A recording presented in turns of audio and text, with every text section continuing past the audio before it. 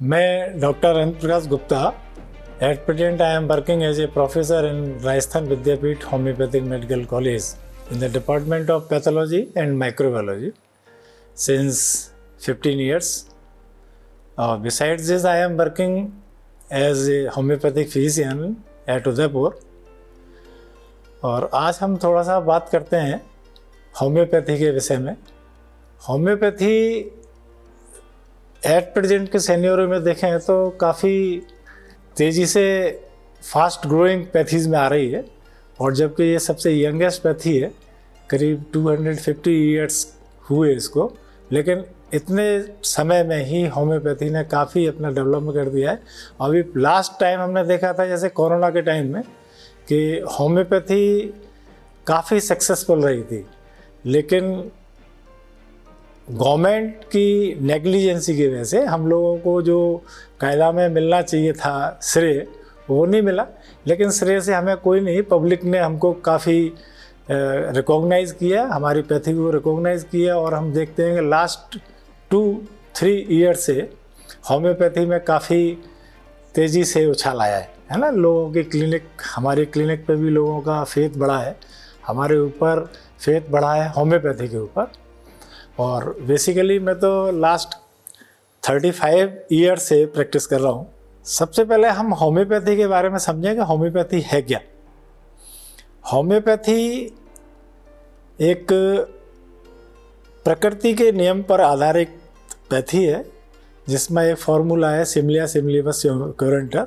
जैसे आयुर्वेद में होता है बात पित्त कफ, वही सेम हमारे यहाँ पे सिमलिया सिमलिबस क्योरेंटर, जिसमें सोरा साइकोसिस सिफिलिस वाले फंडाज को हम देख रहे होते हैं, और यही हम मानते हैं कि these are the causative factors जो हम लोगों को अफेक्ट करते हैं। और ये तभी अफेक्ट करते हैं जब हम मानसिक रूप से कहीं डिस्टर्ब हुए।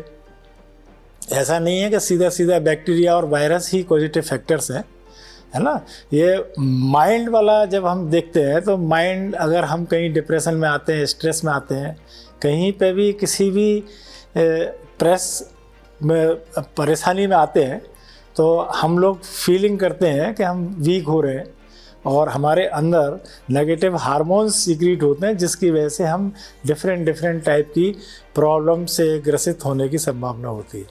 क्योंकि मैं माइक्रोबायोलॉजी पढ़ाता हूँ तो मैं देखता हूँ, काफ़ी हम रिलेशन देखते हैं कि माइक्रोब्स हर व्यक्ति को अफेक्ट नहीं कर रहा है। कोरोना के टाइम में देखा था हर व्यक्ति कोरोना से संक्रमित नहीं हुआ था, लेकिन जो फियर की वजह से लोग परेशान हुए थे वो ज़्यादा परेशान हुए थे।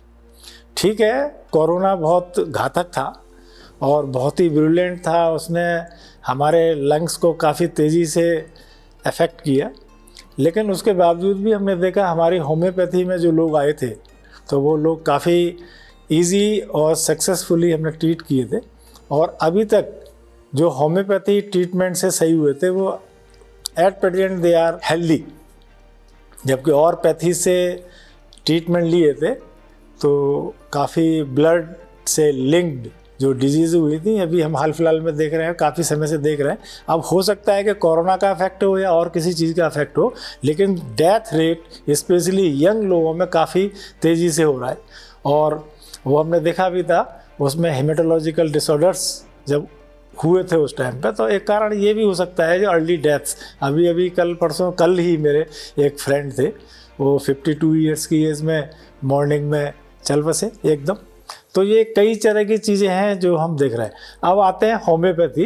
होम्योपैथी में जो हम ट्रीटमेंट कर रहे होते हैं वो हम ह्यूमन का पूरा ट्रीटमेंट करते हैं, हम व्यक्ति विशेष का ट्रीटमेंट करते हैं। हमारे यहाँ कोई विशेष डिजीज़ नहीं होती, और एक कहावत भी है कि we treat a sick person not his disease. तो हम व्यक्ति का इलाज कर रहे होते हैं, न कि उसके रोग का। और जब हमारे पास रोग ही आता है तो हम उसमें व्यक्ति विशेष को खोजने की कोशिश करते हैं, न कि उसके रोग को। जबकि और दूसरी पैथी में होता यही है कि वो व्यक्ति में रोग को ढूंढने की कोशिश करते हैं, जिसकी वजह से वो डिफरेंट टाइप की पैथोलॉजी या और भी स्पेशल जो इन्वेस्टिगेशंस होते हैं उसमें लगे रहते हैं। जबकि हम लोग जो पेशेंट बोलता है उसी पे हम रिलाई करते हैं।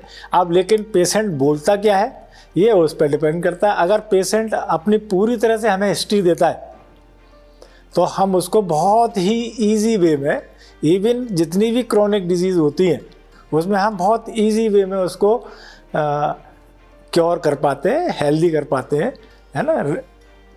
और ये होम्योपैथी की थोड़ी सी ब्यूटी है। और अगर पेशेंट ने इन्फॉर्मेशन सही नहीं दिया, कुछ छिपा लिया, तो थोड़े से हम लोगों के लिए सेटबैक होता है। और वहाँ जैसे लोग कहते हैं भाई होम्योपैथी धीरे धीरे असर करती है, ये सबसे बड़ा मिथ है। अगर पेशेंट कोई भी अगर हमको एक्चुअल हिस्ट्री दे देता है तो होम्योपैथी बहुत ही फास्ट रिलीफ करती है। मतलब हम तो ये कहते हैं भाई टंग पर रखिए, 5 मिनट बैठिए तो आपको रेस्पॉन्स मालूम पड़ जाएगा कि भाई ये मेडिसिन का इफ़ेक्ट आ रहा है। तो ये कुछ चीज़ें ऐसी हैं, इस पे हम विस्तृत चर्चा कर सकते हैं। आगे कभी हमें और कुछ आपसे रूबरू होने का मौका मिलेगा तो हम होम्योपैथी की चीज़ें और बता सकते हैं। बस धन्यवाद। जय हिंद, जय भारत।